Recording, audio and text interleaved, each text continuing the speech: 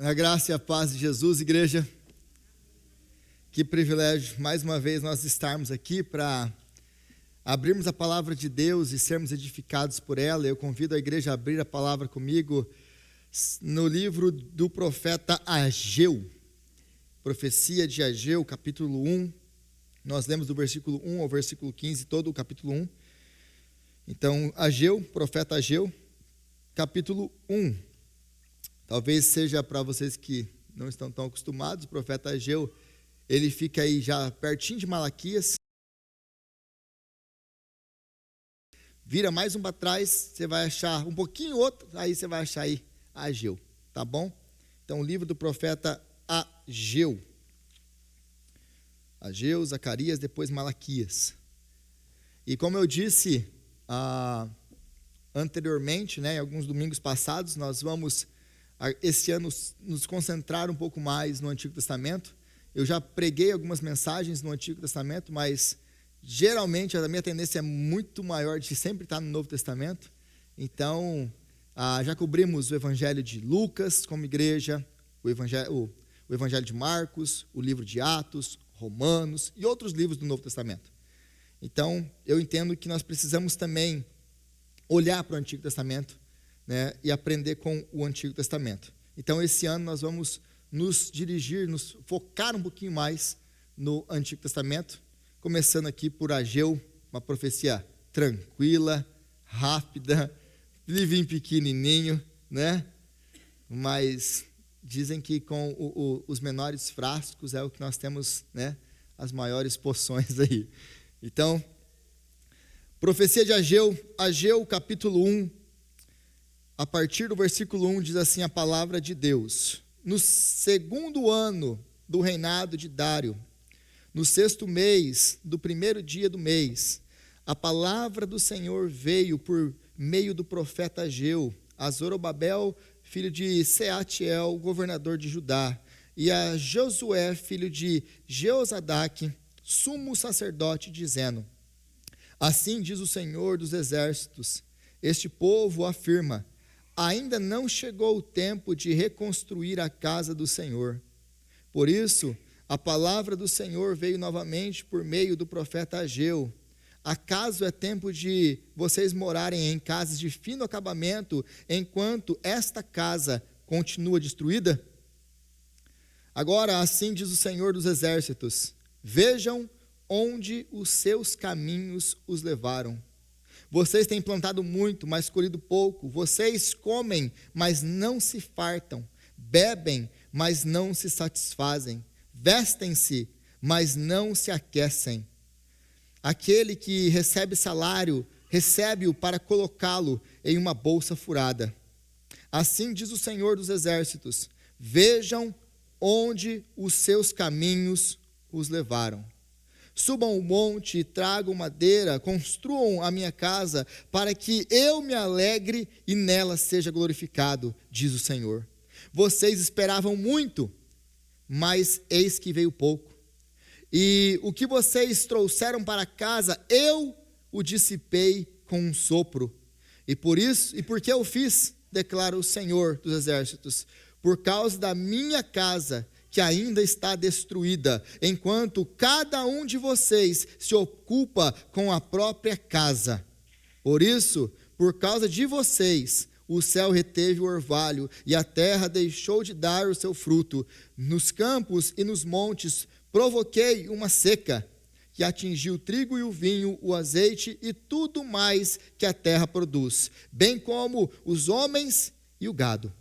O trabalho das mãos de vocês foi prejudicado. Zorobabel, filho de Sealtiel, Josué, filho de Jeozadaque, o sumo sacerdote e o restante do povo obedeceram à voz do Senhor, o seu Deus, por causa das palavras do profeta Ageu, a quem o Senhor, o seu Deus, enviara. E o povo temeu o Senhor. Então Ageu, o mensageiro do Senhor, trouxe essa mensagem do Senhor para o povo: eu estou com vocês, declara o Senhor. Assim o Senhor despertou o ânimo de Zorobabel, filho de Sealtiel, governador de Judá, e Josué, filho de Jeozadaque, o sumo sacerdote, e de todo o remanescente do povo. E eles começaram a trabalhar no templo do Senhor dos exércitos e do seu Deus, no 24º dia do 6º mês do 2º ano do reinado de Dário. Até aqui, palavra do Senhor. Senhor, nós te exaltamos, nós te glorificamos pelo privilégio de abrirmos a sua palavra. Agora clamamos a ti, ó Pai, que o Senhor venha falar conosco, que o Senhor venha abrir os nossos olhos, que o Senhor venha abrir o nosso entendimento, que o Senhor venha abrir os nossos ouvidos e o nosso coração, para que a sua palavra venha achar morada na nossa vida, que a sua palavra venha mesmo claramente falar conosco hoje. Nós clamamos a ti, que a sua palavra venha transformar as nossas vidas, e que o final, Pai, da sua palavra venha ser respondido como o teu povo aqui responde, com obediência que agrada ao Senhor. Então, Pai, nos ilumina agora, para que possamos entender a sua palavra. É o que nós oramos em nome de Jesus. Amém. Amém. Eu creio que apenas a leitura desse texto já nos confronta. Poderíamos fechar a Bíblia agora para casa e chorar na presença do Senhor pedindo misericórdia. Mas, caso ela não ainda tenha confrontado, eu gostaria de explicar o que nós acabamos de ler aqui. Voltamos então para o capítulo 1, versículo 1. No 2º ano do reinado de Dário. No 2º ano do reinado de Dário. O livro do profeta Ageu, ou a profecia de Ageu, diferente da maioria dos outros profetas, ele é um livro que ele tem uma atenção com datas muito grande. Ele dá precisão de datas para nós aqui. E aí nós temos então aqui de novo, no 2º ano do reinado de Dário. Por que ele fala isso? Porque esse tempo é muito importante para você poder entender essa profecia. Como eu já disse e repito várias vezes, nós só podemos entender as Escrituras dentro do seu contexto. Se nós não entendemos do contexto histórico, literário, das passagens, nós não conseguimos interpretar a Bíblia corretamente. Então, qual é o contexto para que possamos entender a profecia do profeta Ageu? É interessante aqui que ele começa no 2º ano do reinado de Dário. Se você olhar para os outros profetas, Isaías, Jeremias, Ezequiel, se você olhar para os outros profetas, como que os livros começam? Eles começam datando a partir de um reinado de um rei de Judá, ou de um rei de Israel, nunca de um rei pagão. Então, o fato de Ageu começar a sua profecia com a data do governo de um rei pagão, já nos fala muito, já temos que pausar aqui e prestar atenção no que está acontecendo aqui. Por que ele começa então datando o seu livro a partir de um rei pagão e não de um rei de Judá ou de Israel no norte? Porque Israel há muito tempo já foi destruída, porque Judá já havia ido para a Babilônia. Agora nós temos essas duas figuras aqui, nós temos Zorobabel, né, que é filho de Sealtiel, governador de Judá, e nós temos Josué, filho de Jeozadaque, que é da linhagem sacerdotal de Arão. Então nós temos Zorobabel e Josué, o que era para ser o rei, porque ele é o descendente de Davi, ele tem linhagem real, mas ele não é rei, ele não tem autoridade de rei, ele é o governador, ele governa segundo a autoridade ou a autorização do rei da Pérsia. Então, começar o livro dele aqui, a profecia dele aqui, com um rei pagão, datando com um rei pagão, mostra que a nação, ainda mesmo que depois de livre, depois de liberta do cativeiro da Babilônia, ainda continua sendo escrava. Ela não está livre. Ela tem um rei que não é rei. Ela tem um sacerdote que não tem templo. Então, não é por acaso que Ageu começa o seu livro dessa maneira. Então, o tempo aqui, nós estamos no ano de 520 a.C.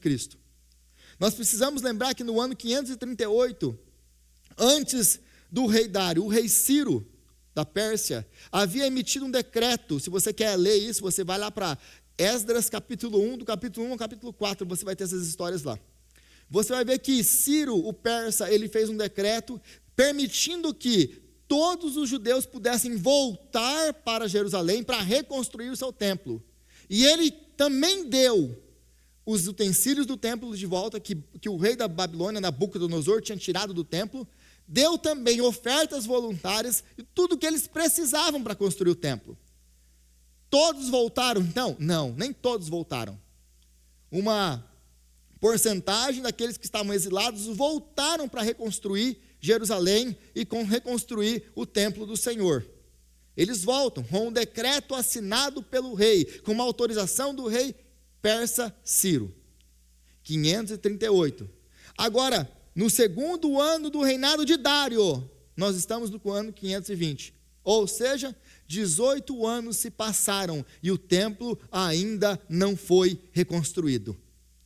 Nós temos várias razões para que isso aconteça. Temos oposição, principalmente dos samaritanos, que inicialmente queriam ajudar, não puderam ajudar. E aí acaba que gera problemas políticos ali.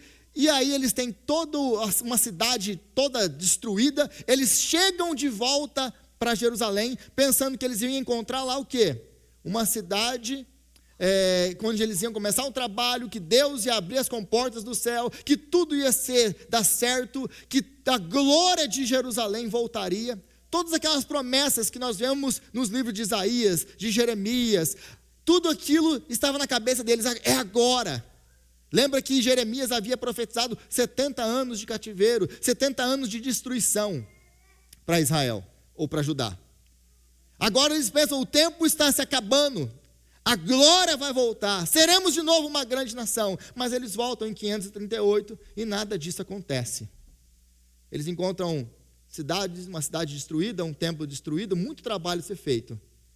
E aquela expectativa de glória que eles esperavam está muito longe de acontecer. O povo então desanima, cada um começa a cuidar da sua vinha, da sua casa, das suas coisas, enquanto o templo do Senhor continua destruído. E assim se passam 18 anos. É nesse contexto, então, que Ageu está profetizando. É nesse contexto de desânimo, de apatia, de desobediência, que Ageu está profetizando. Agora, é interessante aqui que eles têm um slogan. Eles têm uma frase aqui, do versículo 2 ao versículo 4, que diz assim: assim diz o Senhor dos Exércitos. É importante que é o Senhor quem está repetindo aquilo que eles falam, porque o Senhor conhece aquilo que nós falamos. Este povo afirma, note isso aqui, este povo afirma, não é o meu povo, é este povo afirma. Este povo afirma, ainda não chegou o tempo de reconstruir a casa do Senhor. Por isso a palavra do Senhor veio novamente por meio do profeta Ageu. Acaso é tempo de vocês morarem em casas de fino acabamento, enquanto esta casa continua destruída? De novo, Deus, ele repete a frase do povo, o slogan do povo, a desculpa do povo. Não chegou o tempo de reconstruirmos a casa do Senhor. Mas Deus então faz uma pergunta que destrói com o argumento deles e com a desculpa deles. Não chegou o tempo de construir a minha casa, mas a casa de vocês tem tempo para construir, certo? Não dá tempo para construir a minha, mas a de vocês pode, certo? É isso que Deus está falando aqui. Ele está destruindo com o argumento deles. Porque o argumento deles, basicamente, se você entende um pouquinho mais do contexto, ele está baseado em basicamente 3 pilares: o econômico, o político e o religioso ou teológico. O econômico, basicamente, eles tinham a desculpa de que eles enfrentavam dificuldades financeiras. Afinal, é um povo que voltou, que tem que reconstruir toda uma cidade, uma nação, um templo, e é um povo pobre, que encontra tudo destruído, com muita oposição. Então, nós não temos dinheiro, eles falavam. Nós não temos o recurso necessário para construir um grande templo desse. Aí o segundo é mais político, né? E a oposição? Porque se você ler Esdras capítulo 4, quando eles estão construindo os muros, já depois da reconstrução do templo, os samaritanos, eles enviam cartas a Artaxerxes para poder se opor àquela construção. Então, desde o começo, eles têm enfrentado oposições políticas. Então, olha, não chegou o tempo. E na cabeça deles, por causa de toda essa transferência aqui, lembra que Ciro era o governador, o rei?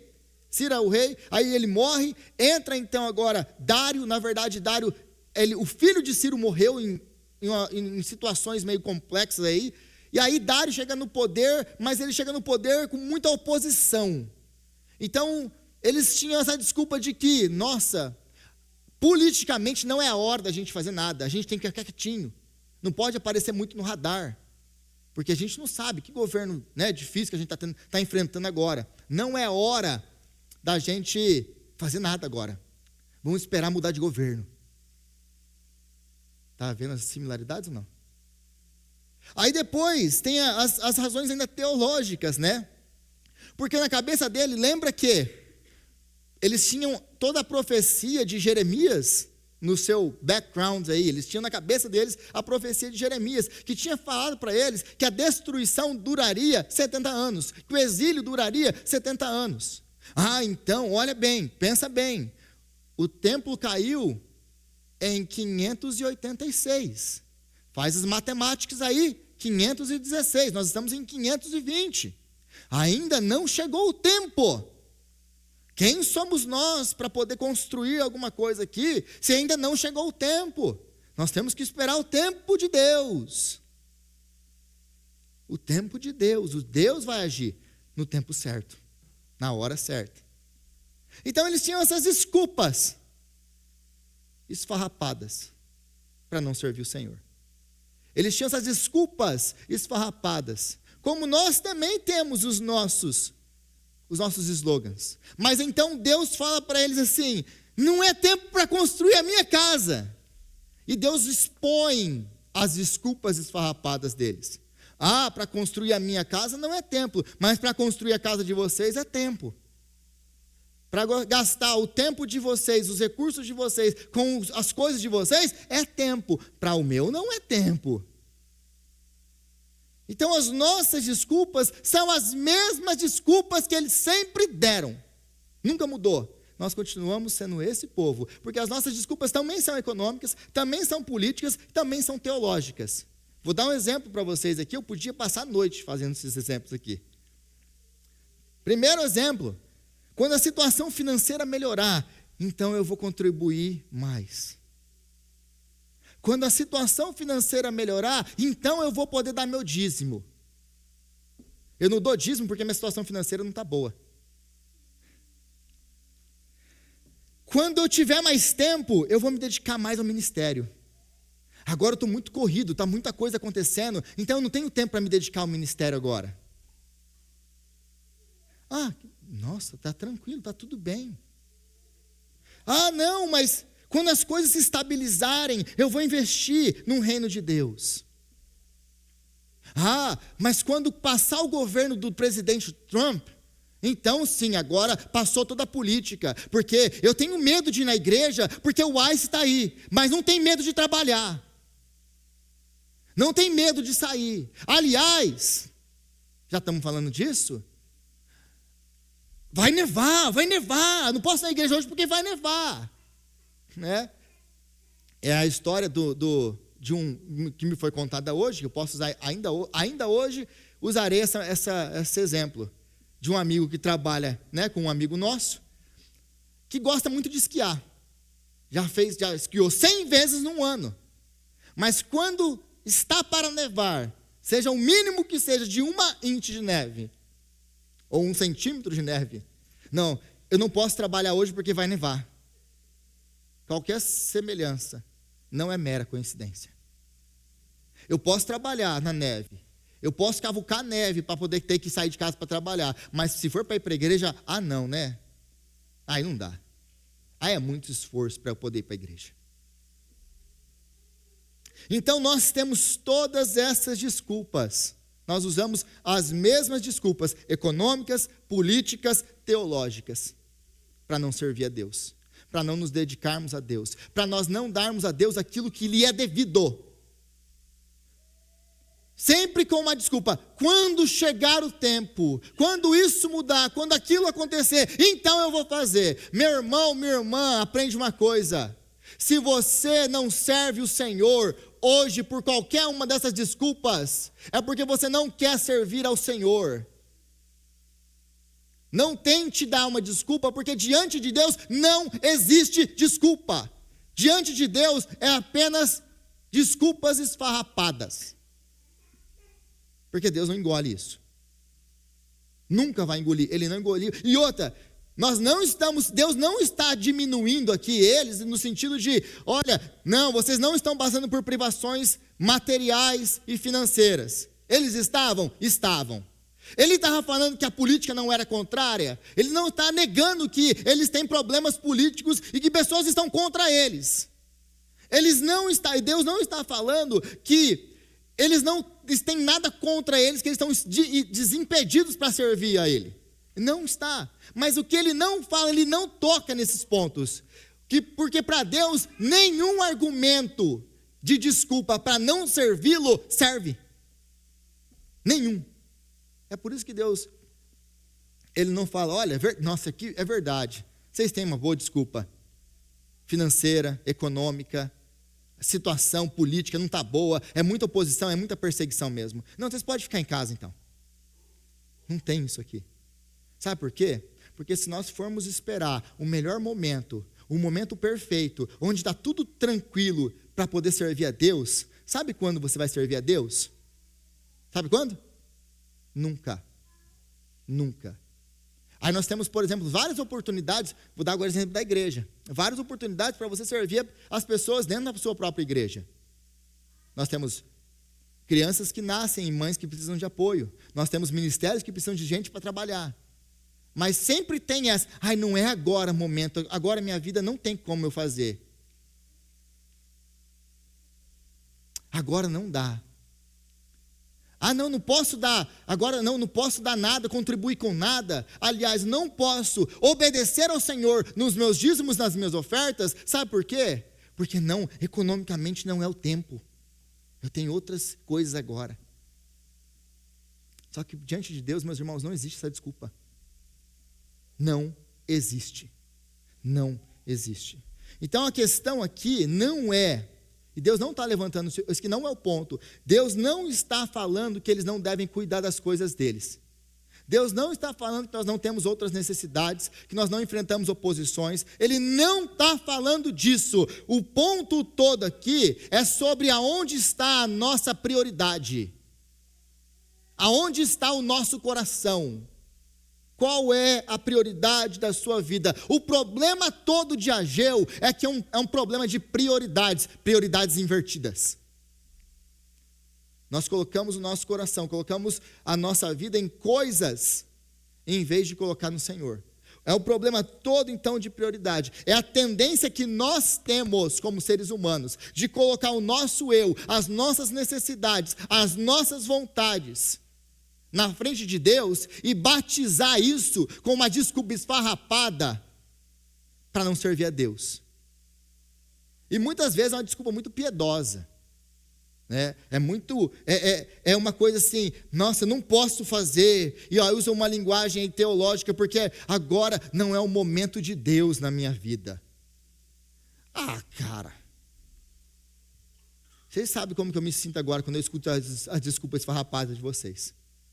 Aí eu faço aquela cara de pastor, surdo, aquela cara de paisagem, e pensando assim, é.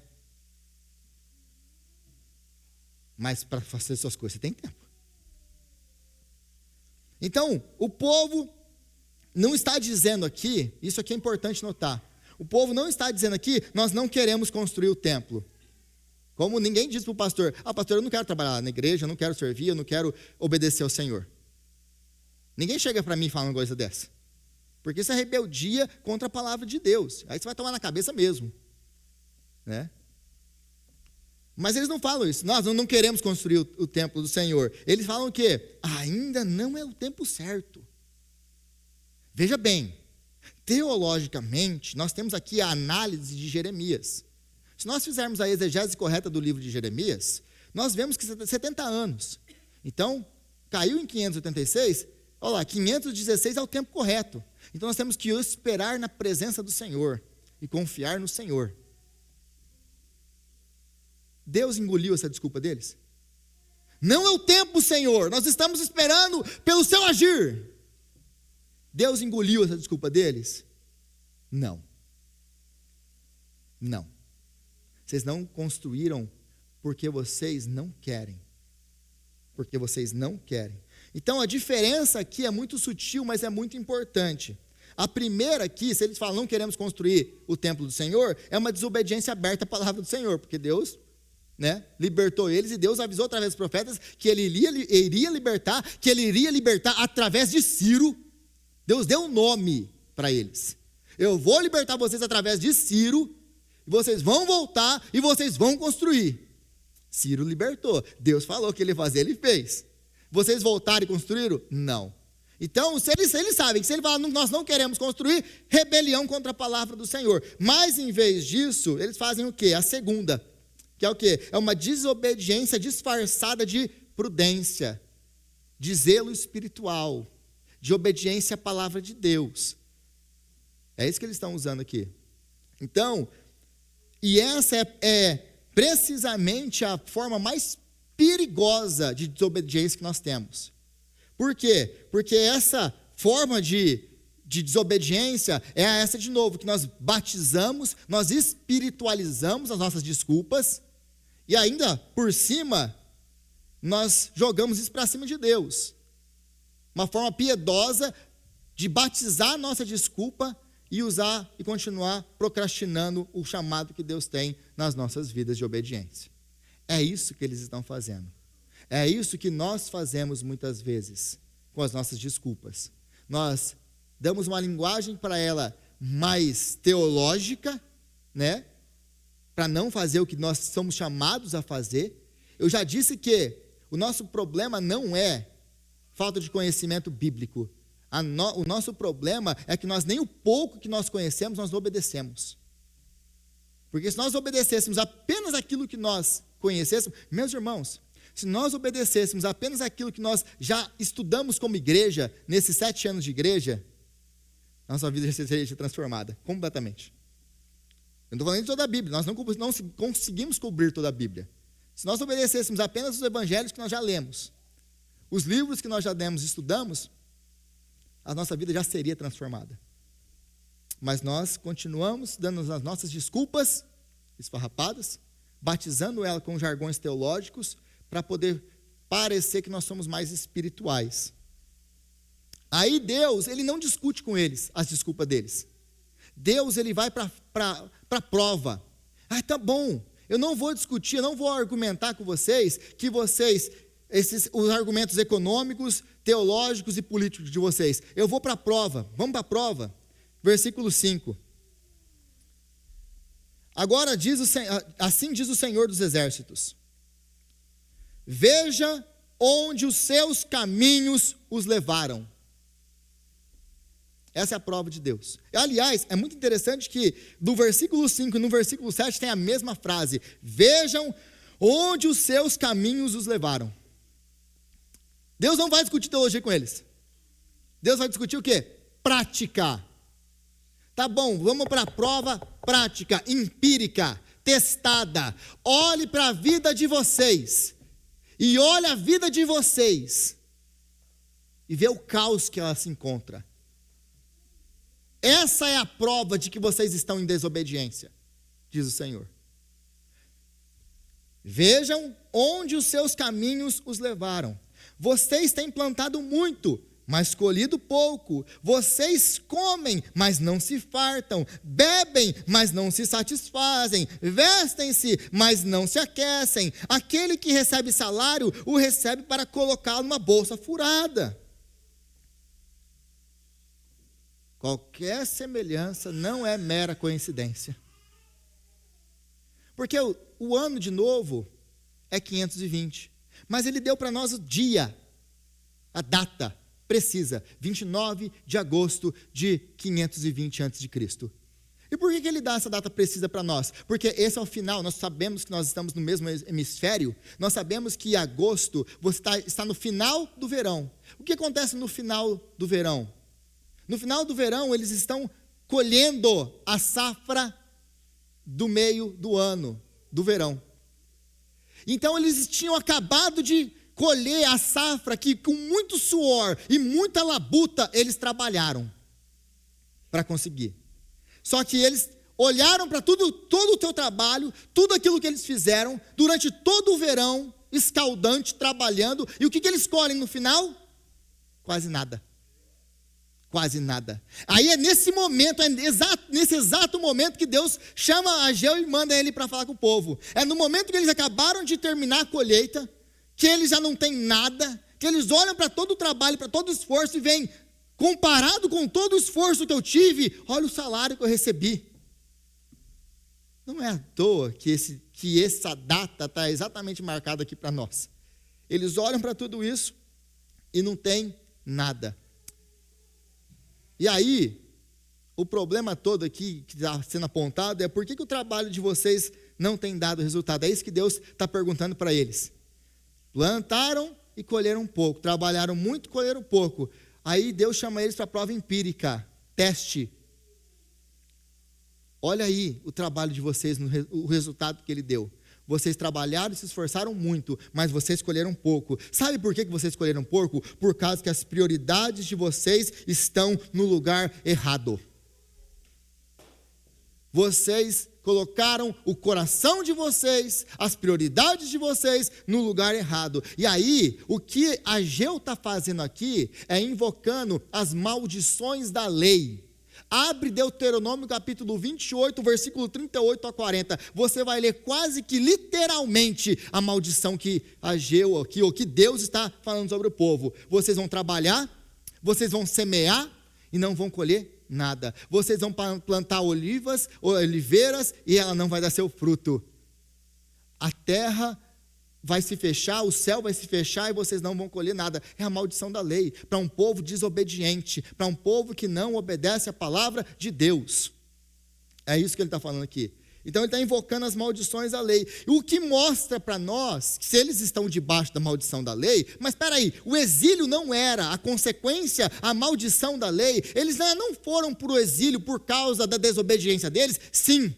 Mas mesmo que eles voltaram agora, e eles voltaram para Jerusalém, como Deus havia prometido, mas na cabeça deles já que nós voltamos, então a bênção volta automaticamente. Foi isso que aconteceu? Não. Porque a volta física deles não significava volta espiritual. Eles voltaram fisicamente para a terra, mas eles não voltaram espiritualmente para Deus. Deus não era a prioridade, assim como não era a prioridade antes dos seus pais irem para o exílio da Babilônia. Esse povo está fazendo a mesma coisa que os seus pais fizeram. Então nós pensamos muitas vezes que proximidade física com Deus garante bênção automática. Porque eu vou na igreja todo domingo, então é isso que eu preciso fazer, agora estou obedecendo a Deus. Não, estou indo na igreja no domingo. Quer dizer, depende da escala, né? É muito legal que você pegou a escala dessa semana. Quer dizer, muito legal assim, né? Não sei para você. Porque essa palavra é uma palavra que é uma paulada, né? Felizes aqueles que escaparam da paulada, né? Que não são confrontados pela palavra de Deus e vão continuar vivendo essa vida de mentira do mesmo jeito. Mas, então, o que mostra para nós aqui, qual que é a prova que ele nos dá aqui de que eles estão desobedientes, de que eles voltaram fisicamente, mas que eles não voltaram espiritualmente? O templo. O templo é a prova física de que eles voltaram, mas não voltaram.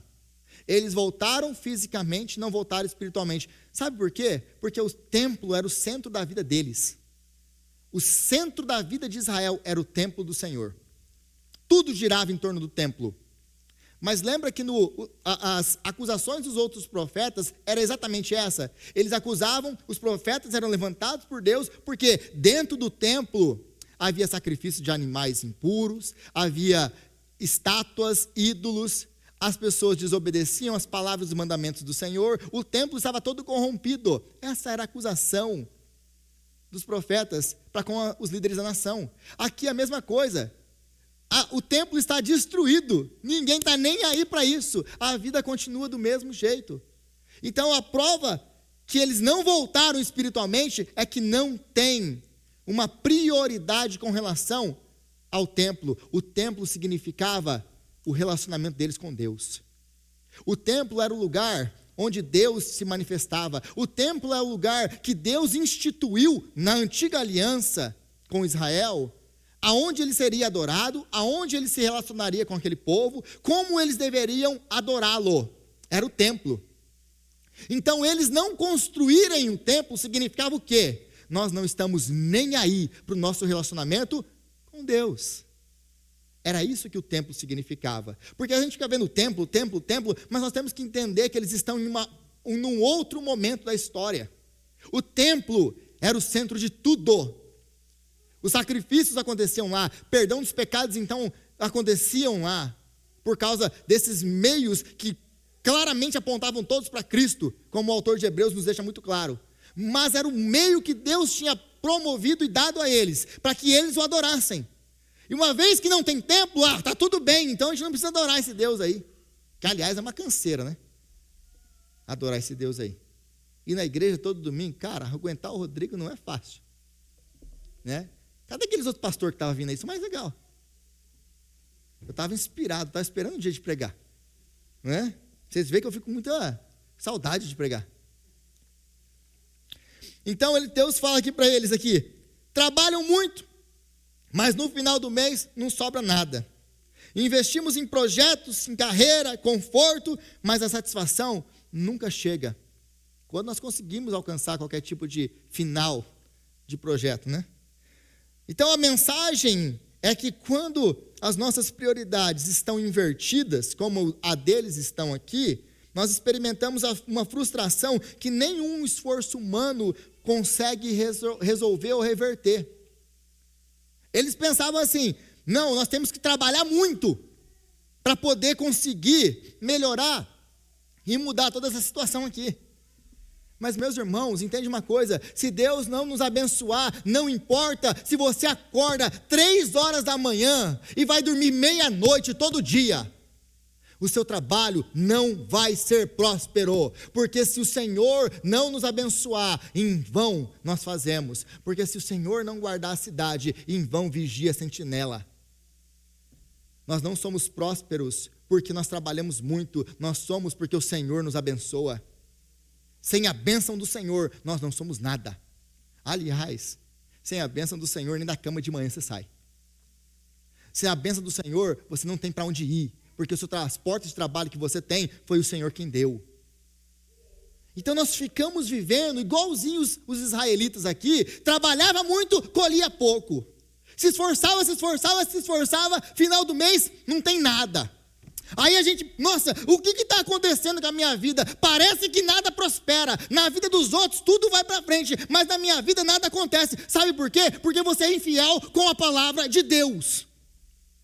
Porque nós não obedecemos a palavra de Deus. Aí não adianta ligar para o pastor fazer oração poderosa, porque eu não faço. Não tem como eu abençoar aquilo que Deus está amaldiçoando. Ah, mas Deus, então por que Deus faz isso? Ele vai responder porque ele faz isso no versículo 9. Deus me odeia. Não, é o oposto. Porque nós fazemos dessas coisas nossos ídolos. E o maior deles, ele é verde e cabe no seu bolso, chama dólar. É por isso que nós não conseguimos dizimar. Sabia disso? Porque você adora o dólar. Adora o dinheirinho. Ele é mais importante que Deus para você. É por isso que você não consegue. Ah, mas Rodrigo, então se eu der o dízimo, eu nunca vou passar por dificuldades financeiras? Não, eu sempre fui dizimista, desde o dia 1 que eu entrei na igreja. Eu passei por dificuldades financeiras, sim, mas nunca faltou. Deus sempre cuidou de mim. Vim para esse país aqui, é eu e com 2 malas, sem ninguém para me sustentar, sem nada. Nunca faltou. Já contei moeda na minha casa com a minha esposa, mas não faltou. Não faltou. Significa então que nós vamos viver prosperando e multiplicando? Não significa isso. Mas nós estamos obedecendo o Senhor, nós sabemos que nós estamos obedecendo o Senhor. E muitas vezes, aliás, deixa eu abrir um parênteses aqui, você também precisa aprender a administrar o dinheiro, porque às vezes nós temos muito mais do que nós precisamos e nós não sabemos administrar o dinheiro, gastamos mais do que nós poderíamos gastar. Falta também a administração. Tem gente que é dizimista, mas não está faltando dinheiro, então vamos olhar para a sua administração. Não está boa não. Vamos conversar aí com as pessoas do planejamento financeiro aí, porque você está precisando aprender a administrar o seu dinheiro. Que geralmente é o caso, né? Então, nada disso, não existe esforço humano que substitui a bênção de Deus. Não existe.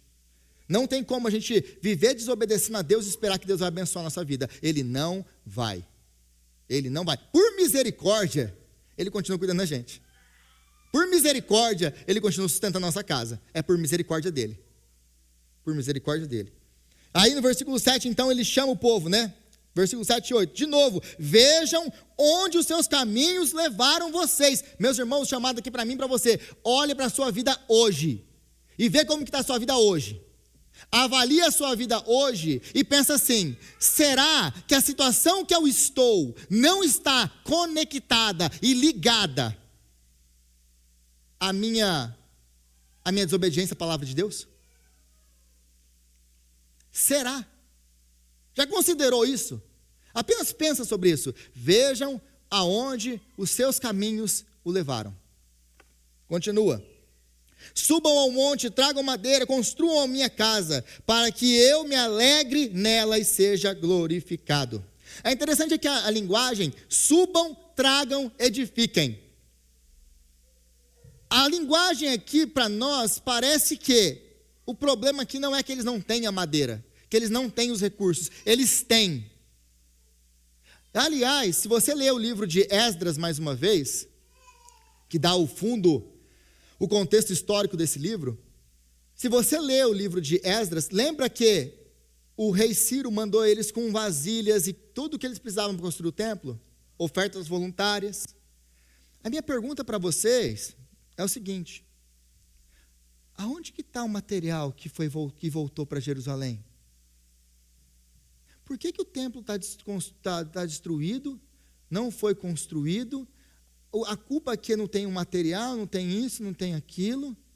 Mas espera aí, cadê tudo aquilo que eles receberam?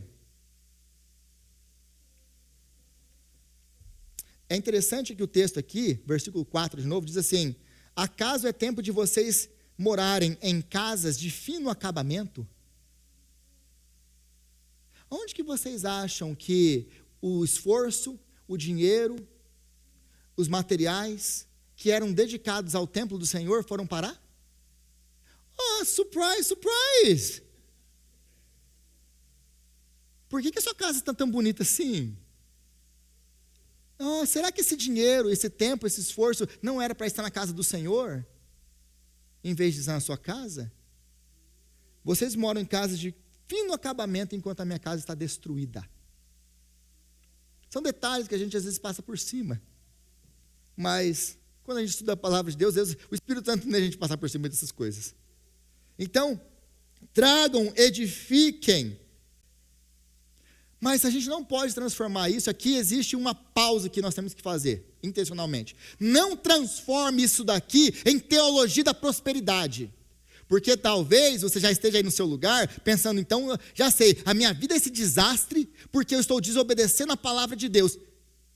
Então, eu posso e eu devo obedecer a Deus, e então minha vida agora vai virar, e eu vou ser próspero, eu vou ser rico. Não, Salim, não é assim.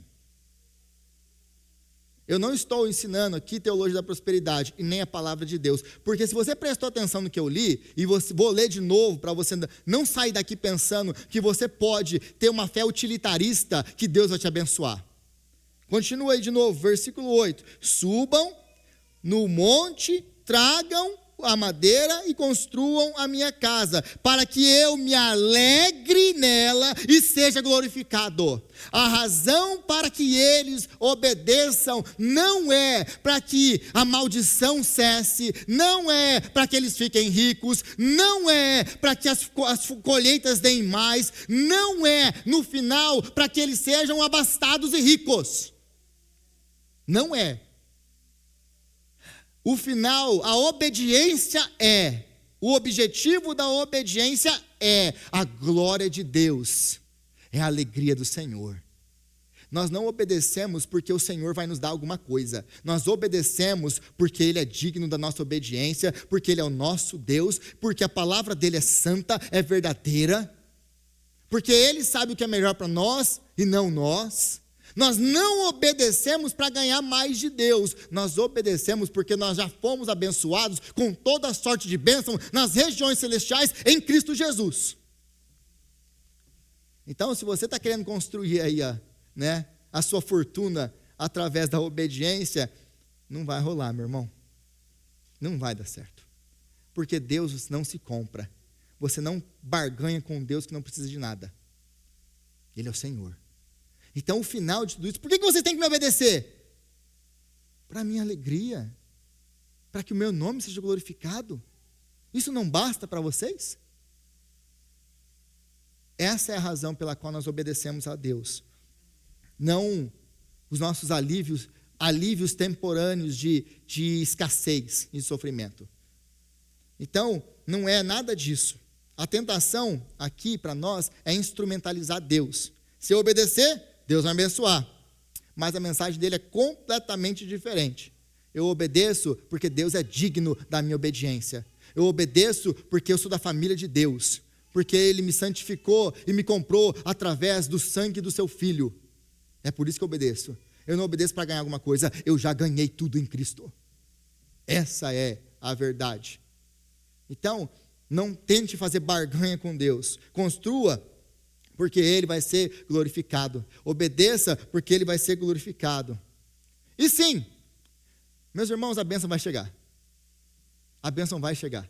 Porque Ele é gracioso, Ele é misericordioso, Ele é abençoador. O nosso Deus é um Deus generoso. Mas a bênção não é um fim em si mesmo. Nós obedecemos para a glória dEle. É isso que nós fazemos.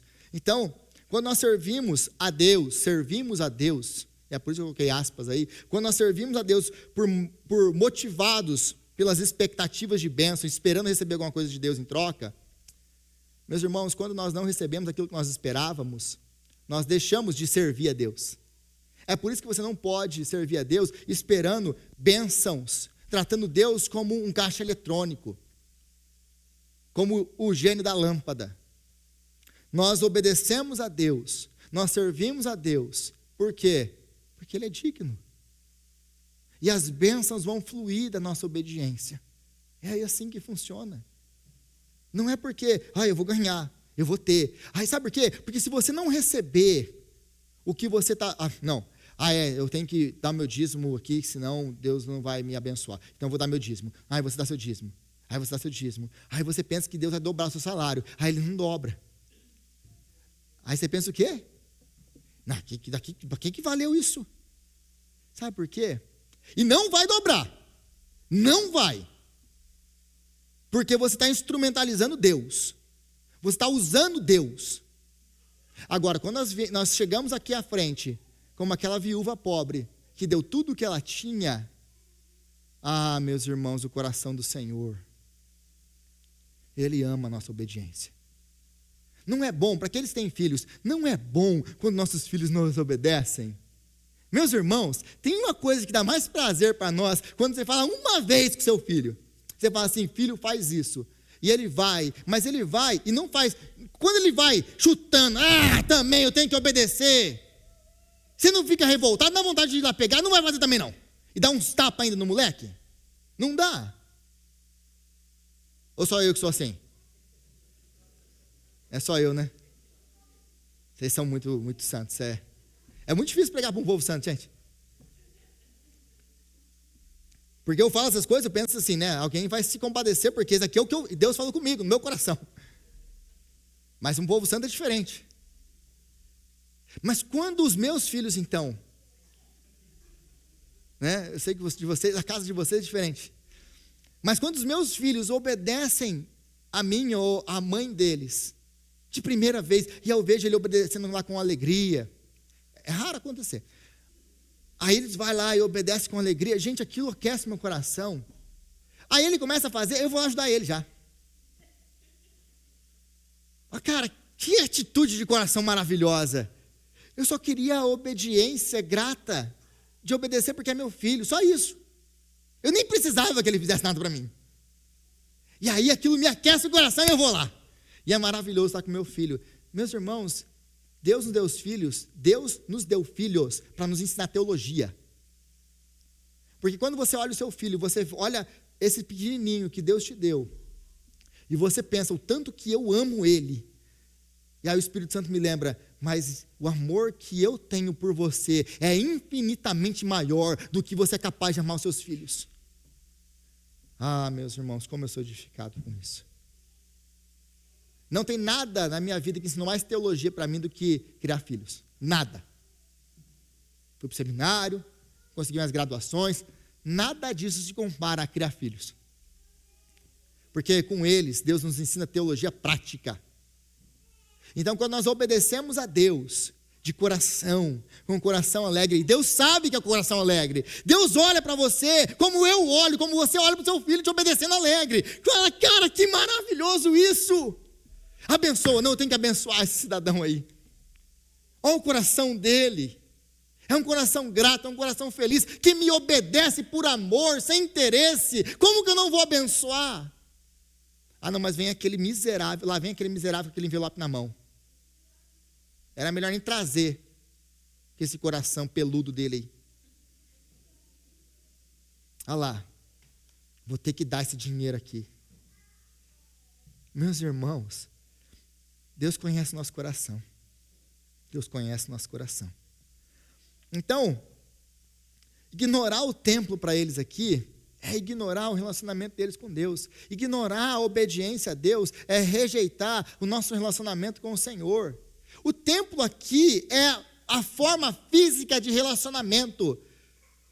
Como para nós obedecer, servir, ler a palavra, orar, é a nossa forma de relacionamento. Pensa aí no seu lugar, quantas vezes você orou essa semana? Pensa aí no seu lugar, quantas vezes você leu a Bíblia essa semana? Quantas vezes você trocou Deus por mais meia hora de sono?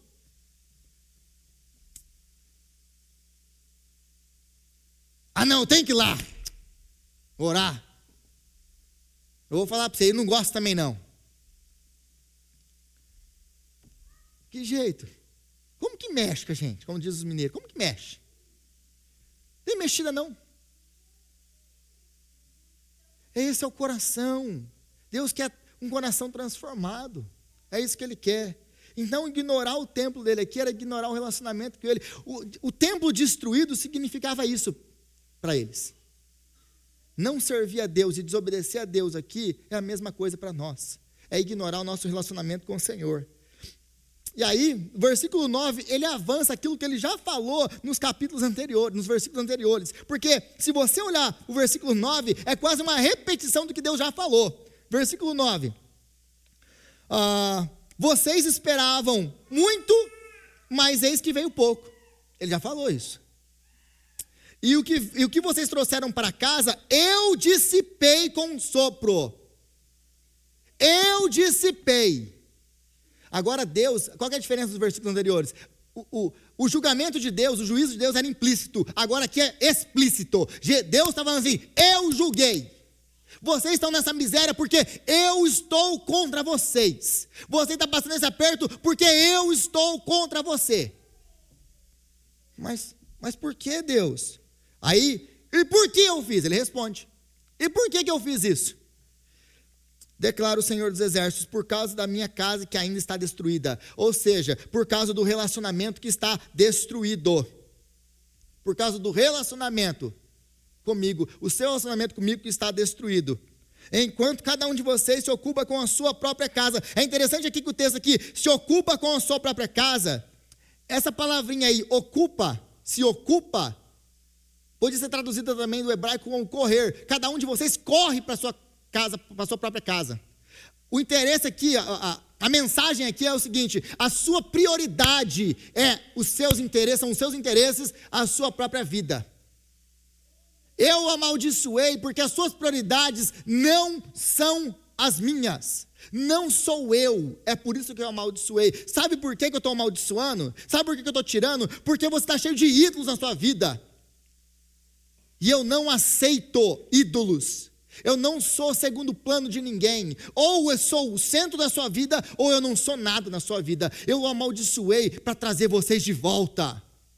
Eu amaldiçoei para que vocês olhem para mim. Eu tirei todos os ídolos de vocês para que vocês se voltem para mim. Sabe por que nós passamos por sofrimentos? Por frustrações? Porque Deus quer que nós voltemos para Ele.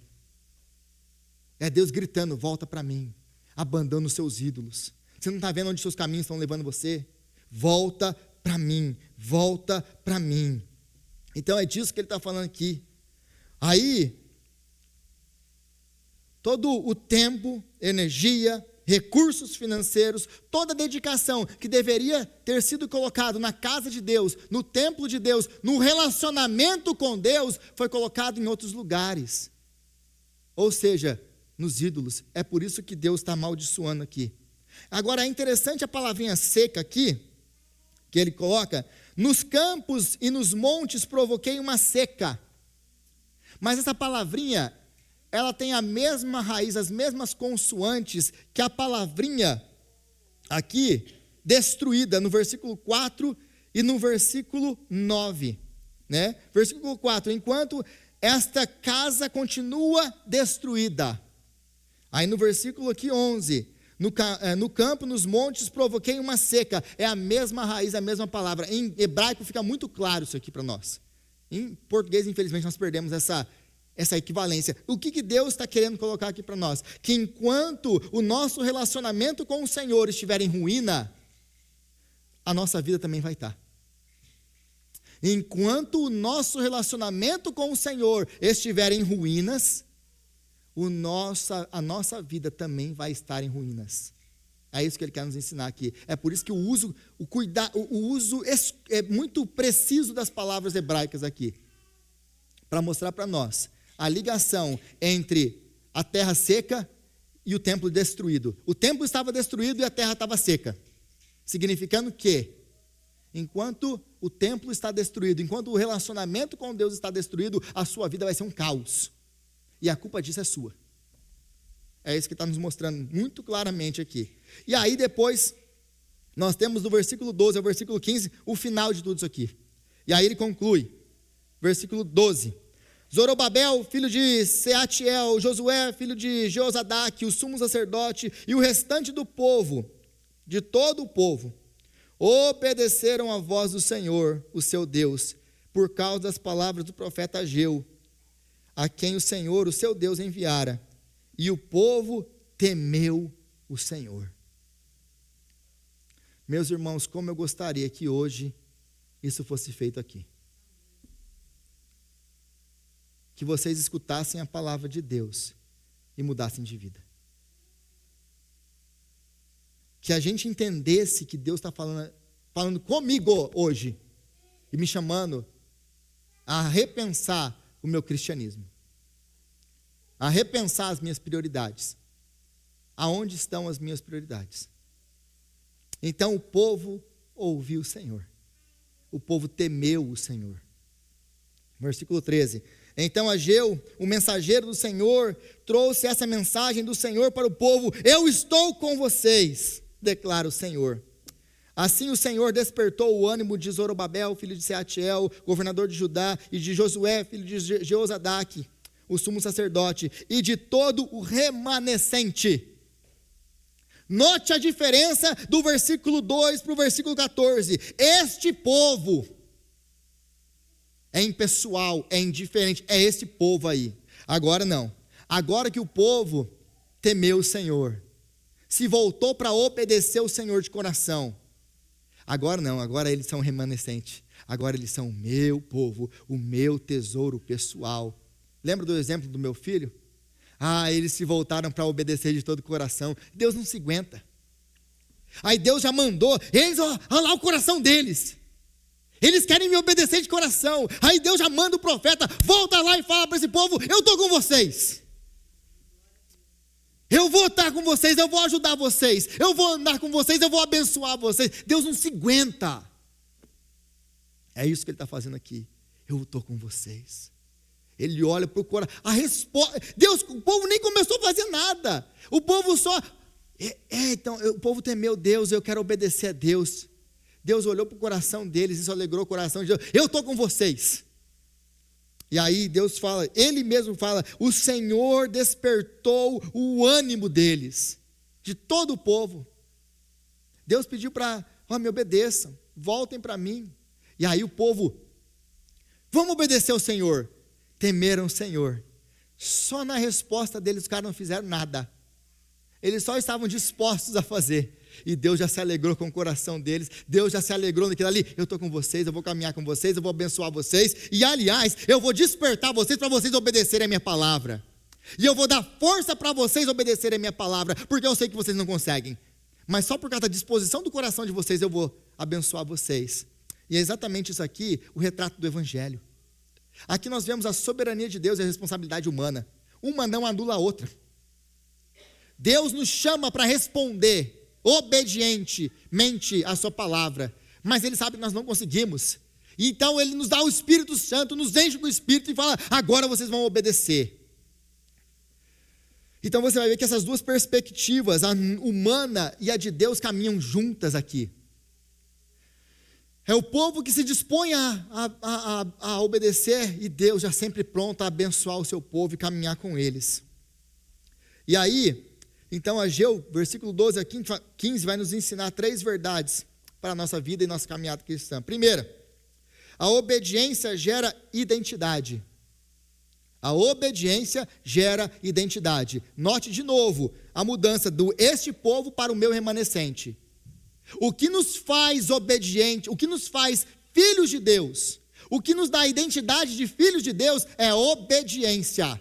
Não é, eu sou presbiteriano, reformado, batizado e blá blá blá, e blá blá blá, blá blá blá. E não obedece a palavra de Deus? Não vale nada o seu presbiteriano. Eu sou presbiteriano de 4ª geração. Não muda nada. Você não é nada diante de Deus. Ninguém é nada diante de Deus. Como está a sua obediência? Está vivendo isso aqui? É isso que Deus quer saber. Se é 5ª, 8ª, 10ª geração de presbiteriano, não faz diferença nenhuma. Os judeus se confiavam nisso, lembra disso? Eram os judeus que confiavam nisso. Somos filhos de Abraão. Cuidado.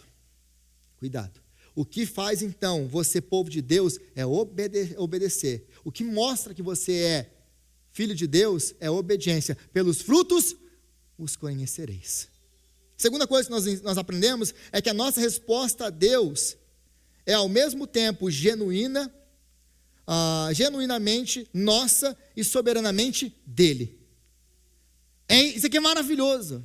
Ao mesmo tempo que o povo de maneira genuína quer obedecer a ele, ao mesmo tempo é Deus nos dando graça para a gente obedecer a ele, porque nós não conseguimos.